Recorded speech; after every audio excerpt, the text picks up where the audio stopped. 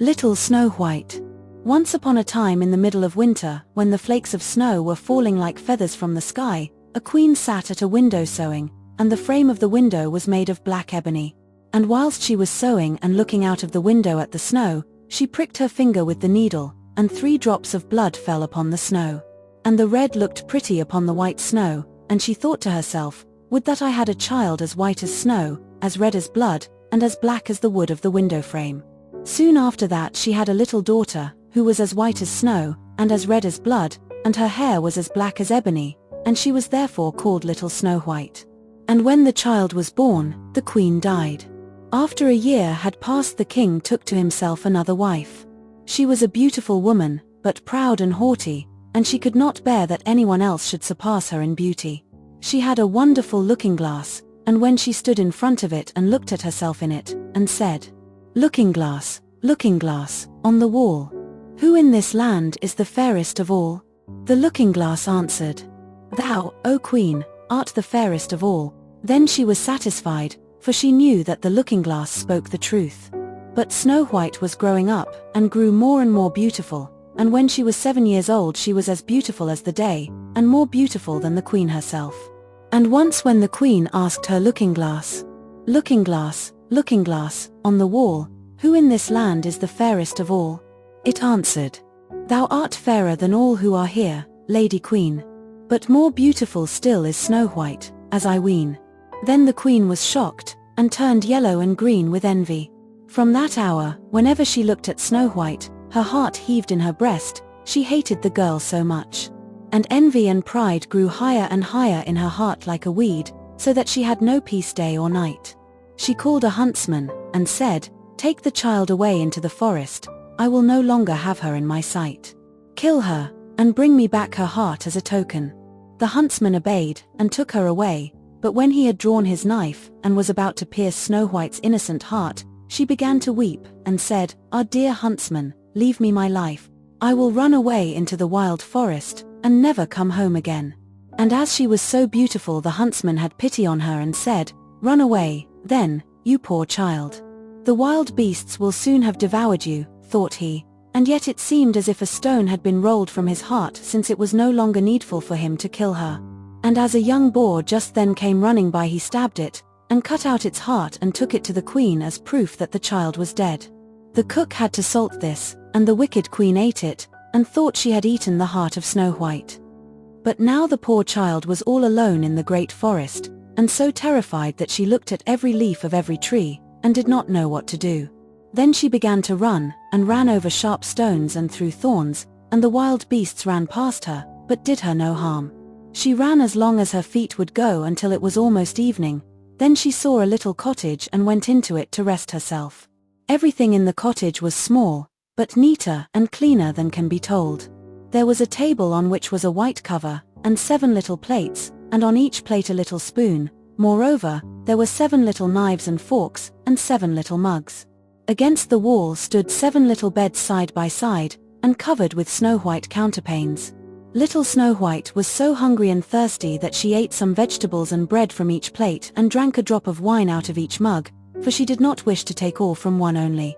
Then, as she was so tired, she laid herself down on one of the little beds, but none of them suited her. One was too long, another too short, but at last she found that the 7th one was right, and so she remained in it, said a prayer and went to sleep. When it was quite dark, the owners of the cottage came back. They were 7 dwarfs who dug and delved in the mountains for ore. They lit their 7 candles, and as it was now light within the cottage, they saw that someone had been there, for everything was not in the same order in which they had left it. The first said, "Who has been sitting on my chair?" The second, "Who has been eating off my plate?" The third, "Who has been taking some of my bread?" The fourth, "Who has been eating my vegetables?" The fifth, "Who has been using my fork?" The sixth, "Who has been cutting with my knife?" The 7th, "Who has been drinking out of my mug?" Then the first looked round and saw that there was a little hole on his bed, and he said, "Who has been getting into my bed?" The others came up and each called out, "Somebody has been lying in my bed too." But the 7th, when he looked at his bed, saw Little Snow White, who was lying asleep therein. And he called the others, who came running up, and they cried out with astonishment, and brought their 7 little candles and let the light fall on little Snow White. "Oh, heavens! Oh, heavens!" cried they. "What a lovely child!" And they were so glad that they did not wake her up, but let her sleep on in the bed. And the 7th dwarf slept with his companions, 1 hour with each, and so got through the night. When it was morning, little Snow White awoke, and was frightened when she saw the 7 dwarfs. But they were friendly and asked her what her name was. "My name is Snow White," she answered. "How have you come to our house?" said the dwarfs. Then she told them that her stepmother had wished to have her killed, but that the huntsman had spared her life, and that she had run for the whole day, until at last she had found their dwelling. The dwarf said, "If you will take care of our house, cook, make the beds, wash, sew, and knit, and if you will keep everything neat and clean, you can stay with us and you shall want for nothing." "Yes," said Snow White, "with all my heart," and she stayed with them. She kept the house in order for them. In the mornings they went to the mountains and looked for copper and gold, in the evenings they came back, and then their supper had to be ready. The girl was alone the whole day, so the good dwarfs warned her and said, "Beware of your stepmother, she will soon know that you are here, be sure to let no one come in." But the queen, believing that she had eaten Snow White's heart, could not but think that she was again the first and most beautiful of all, and she went to her looking-glass and said, looking glass, on the wall, who in this land is the fairest of all?" And the glass answered, "Oh, Queen, thou art fairest of all I see. But over the hills, where the 7 dwarfs dwell, Snow White is still alive and well, and none is so fair as she." Then she was astounded, for she knew that the looking-glass never spoke falsely, and she knew that the huntsman had betrayed her, and that little Snow White was still alive. And so she thought and thought again how she might kill her, for so long as she was not the fairest in the whole land, envy let her have no rest. And when she had at last thought of something to do, she painted her face, and dressed herself like an old peddler woman, and no one could have known her. In this disguise she went over the 7 mountains to the 7 dwarfs, and knocked at the door and cried, "Pretty things to sell, very cheap, very cheap." Little Snow White looked out of the window and called out, "Good day, my good woman, what have you to sell?" "Good things, pretty things," she answered, "stay laces of all colors," and she pulled out one which was woven of bright-colored silk. "I may let the worthy old woman in," thought Snow White, and she unbolted the door and bought the pretty laces. "Child," said the old woman, "what a fright you look. Come, I will lace you properly for once." Snow White had no suspicion, but stood before her, and let herself be laced with the new laces. But the old woman laced so quickly and so tightly that Snow White lost her breath and fell down as if dead. "Now I am the most beautiful," said the queen to herself, and ran away. Not long afterwards, in the evening, the 7 dwarfs came home, but how shocked they were when they saw their dear little Snow White lying on the ground, and that she neither stirred nor moved, and seemed to be dead. They lifted her up, and, as they saw that she was laced too tightly, they cut the laces. Then she began to breathe a little, and after a while came to life again.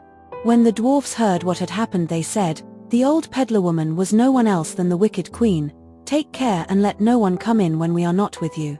But the wicked woman, when she had reached home, went in front of the glass and asked, looking glass, on the wall, who in this land is the fairest of all?"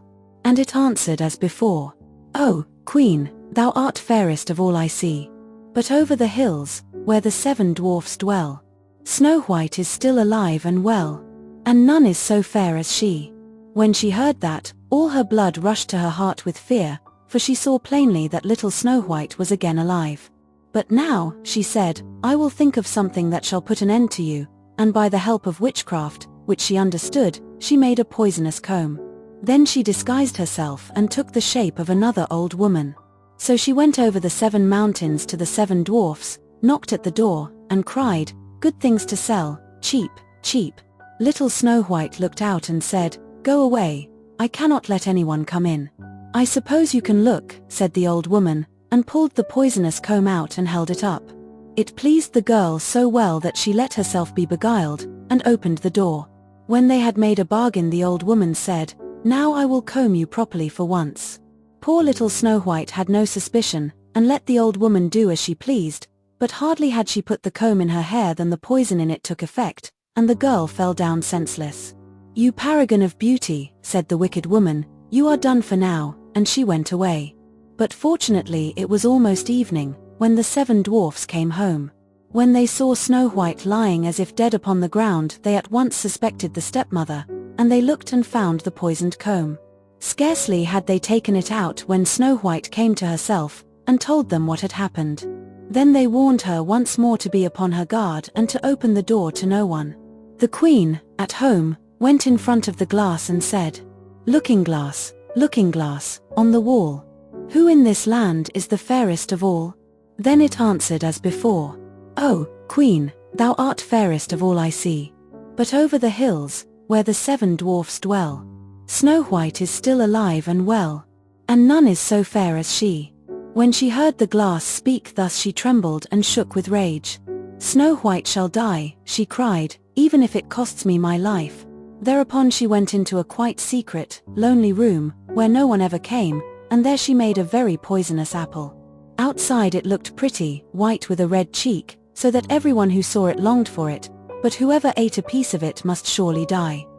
When the apple was ready she painted her face, and dressed herself up as a countrywoman, and so she went over the 7 mountains to the 7 dwarfs. She knocked at the door. Snow White put her head out of the window and said, I cannot let anyone in, the 7 dwarfs have forbidden me. It is all the same to me, answered the woman, I shall soon get rid of my apples. There, I will give you one. No, said Snow White, I dare not take anything. Are you afraid of poison? Said the old woman. Look, I will cut the apple in 2 pieces. You eat the red cheek, and I will eat the white. The apple was so cunningly made that only the red cheek was poisoned. Snow White longed for the fine apple, and when she saw that the woman ate part of it she could resist no longer, and stretched out her hand and took the poisonous half. But hardly had she a bit of it in her mouth than she fell down dead. Then the queen looked at her with a dreadful look, and laughed aloud and said, white as snow, red as blood, black as ebony wood. This time the dwarfs cannot wake you up again. And when she asked of the looking-glass at home, looking glass, on the wall, who in this land is the fairest of all? It answered at last, oh, queen, in this land thou art fairest of all. Then her envious heart had rest, so far as an envious heart can have rest. The dwarfs, when they came home in the evening, found Snow White lying upon the ground. She breathed no longer and was dead. They lifted her up, looked to see whether they could find anything poisonous, unlaced her, combed her hair, washed her with water and wine, but it was all of no use. The poor child was dead, and remained dead. They laid her upon a bier, and all 7 of them sat round it and wept for her, and wept 3 days long. Then they were going to bury her, but she still looked as if she were living, and still had her pretty red cheeks.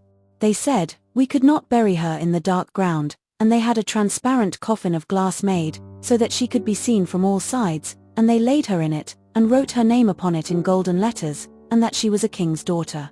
Then they put the coffin out upon the mountain, and one of them always stayed by it and watched it.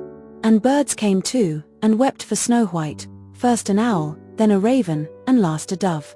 And now Snow White lay a long time in the coffin, and she did not change, but looked as if she were asleep, for she was as white as snow, as red as blood, and her hair was as black as ebony.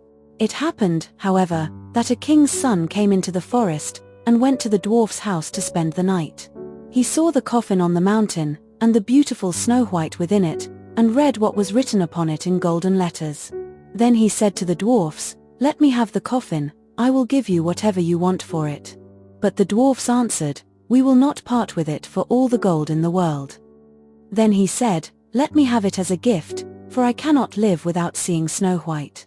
I will honor and prize her as my dearest possession. As he spoke in this way the good dwarfs took pity upon him, and gave him the coffin. And now the king's son had it carried away by his servants on their shoulders. And it happened that they stumbled over a tree stump, and with the shock the poisonous piece of apple which Snow White had bitten off came out of her throat. And before long she opened her eyes, lifted up the lid of the coffin, sat up, and was once more alive. Oh, heavens, where am I? She cried. The king's son, full of joy, said, you are with me, and told her what had happened, and said, I love you more than everything in the world. Come with me to my father's palace, you shall be my wife. And Snow White was willing, and went with him, and their wedding was held with great show and splendor. But Snow White's wicked stepmother was also bidden to the feast. When she had arrayed herself in beautiful clothes, she went before the looking-glass and said, looking glass, on the wall, who in this land is the fairest of all? The glass answered, O, Queen, of all here the fairest art thou. But the young queen is fairer by far as I trow. Then the wicked woman uttered a curse, and was so wretched, so utterly wretched, that she knew not what to do. At first she would not go to the wedding at all, but she had no peace, and must go to see the young queen. And when she went in she knew Snow White, and she stood still with rage and fear, and could not stir. But iron slippers had already been put upon the fire, and they were brought in with tongs, and set before her. Then she was forced to put on the red-hot shoes, and dance until she dropped down dead.